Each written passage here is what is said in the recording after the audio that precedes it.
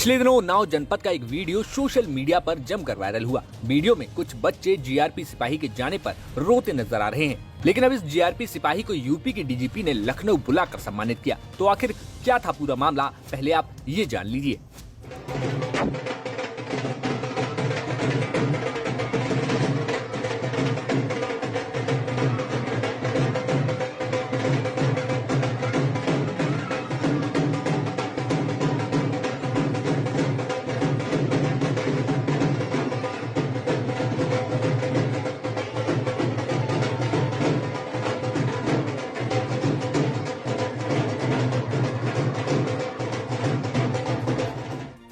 दरअसल ये viral video Unnao के रेलवे स्टेशन के करीब कोरारी कला गांव का है, जहां साल 2018 में सिपाही रोहित यादव का तबादला उन्नाव जीआरपी में होता है। वहां पे अपनी ड्यूटी के दौरान कोरारी स्टेशन पर ट्रेन के रुकते ही भीख मांगने वाले बच्चों को देखते हैं। इन गरीब बच्चों की स्थिति देखकर रोहित का मन भाव विभोर होता है और जिसके बाद वे इन बच्चों को फ्री में पढ़ाने का निर्णय लेते हैं और स्टेशन के ही पास पेड़ के नीचे उन्हें पढ़ाना शुरू करते हैं। इस दौरान रोहित 2 और शिक्षकों की मदद से इन बच्चों को पढ़ाते हैं और इसके लिए वे दोनों शिक्षकों को अपने वेतन से 2-2 हजार रुपए भी देते हैं।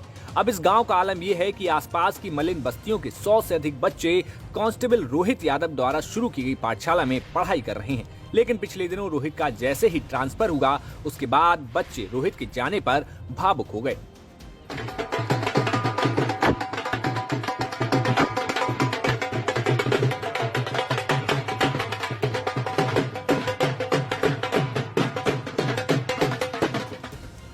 सोशल मीडिया पर ये वीडियो वायरल होने के बाद रोहित के इस सामाजिक कार्य की जहां लोगों ने प्रशंसा की है, तो वहीं अब इसके साथ ही उत्तर प्रदेश के डीजीपी डीएस चौहान ने रोहित यादव को सम्मानित किया है। डीजीपी ने रोहित को सम्मान पत्र के साथ डीजीपी कमेंडेशन डिस्क देकर सम्मानित किया। तो वहीं रोहित की पाठशाला में पढ़ रहे बच्चों के लिए डीजीपी की तरफ से किताबें और पढ़ाई लिखाई की सामग्री भी भेंट की गई।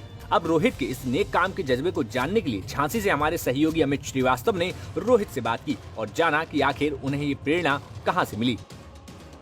उत्तर प्रदेश पुलिस में हेड कांस्टेबल की पोस्ट पर रहते हुए उन्नाव में सोशल मीडिया के हीरो बने रोहित कुमार इस समय झांसी में तैनात हैं। आइए हम उनसे जानते हैं आखिर कैसे वो रातों रात सोशल मीडिया पर इतने छा गए हैं।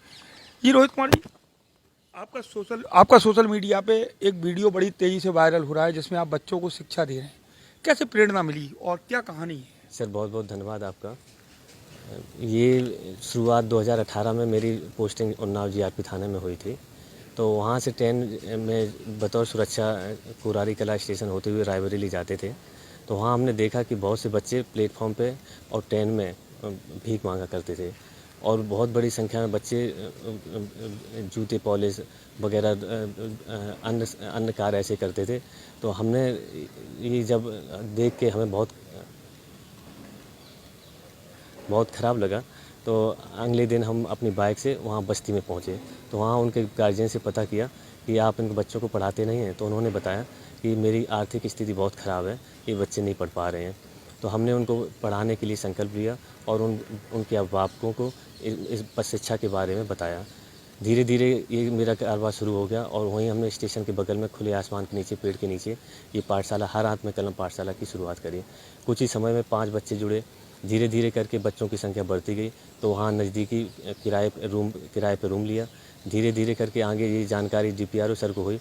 तो उन्होंने एक बगल में 500 मीटर दूर पंचायत भवन में इसकी व्यवस्था करवाई। आज इस पाठशाला में 125 बच्चे पढ़ रहे हैं। जब मेरा ट्रांसफ़र अभी जीआरपी में पूरा समय होने पर ट्रांसफ़र झांसी हुआ तो एक विदाई समारोह का प्रोग्राम रखा गया था। उस विदाई समारोह प्रोग्राम में बच्चे बड़े भावुक हुए और लिपट के और चिल्ला के रोने लगे। ये इतना मतलब दुखद था कि ये हमें भी मतलब आज भी मतलब मेरे कानों में ये बातें गूंज रही हैं, बच्चों की रोने की आवाज़ें गूंज रही हैं।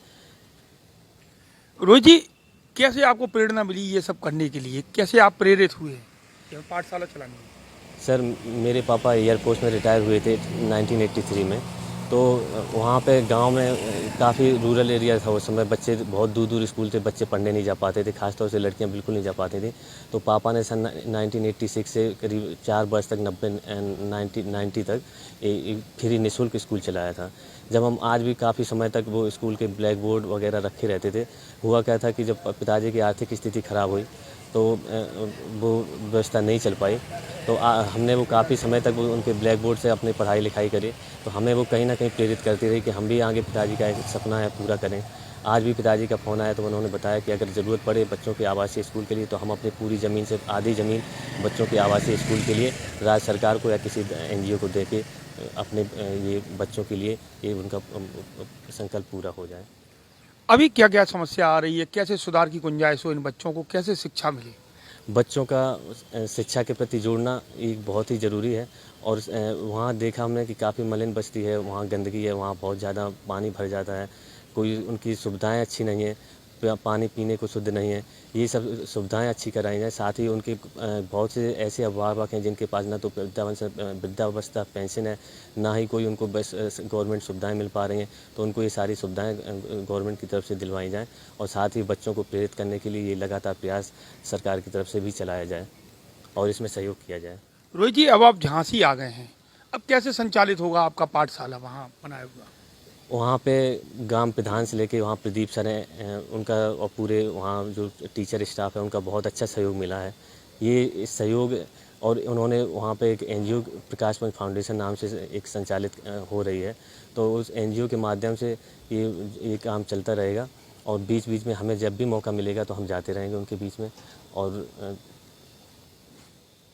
रोहित जी, कैसे आप उन लोगों की व्यवस्था करते थे, बच्चों की पुस्तक की, लेखन सामग्री की, और कैसे ड्रेस की व्यवस्था होती थी, क्या अरेंजमेंट रहता था? ये हम अपनी खुद सैलरी से अपने स्टेशनरी वगैरह कापी पेंसिल कलम ये सब अपनी सैलरी से देते थे। और साथ में 2 टीचर भी ऐसे रखे थे क्योंकि ड्यूटी कभी कभार दिन में पड़ जाती थी तो नहीं पहुंच पाते थे, तो 2 टीचर मेरी तरफ से रखे गए थे और बाकी 4 टीचर निःशुल्क वहाँ से शिक्षा दे रहे हैं। अब आप क्या अपेक्षा रखते हैं, सरकार से क्या मदद की उम्मीद करते हैं, सरकार क्या मदद करे कि वो संचालित होती रहे पाठशाला?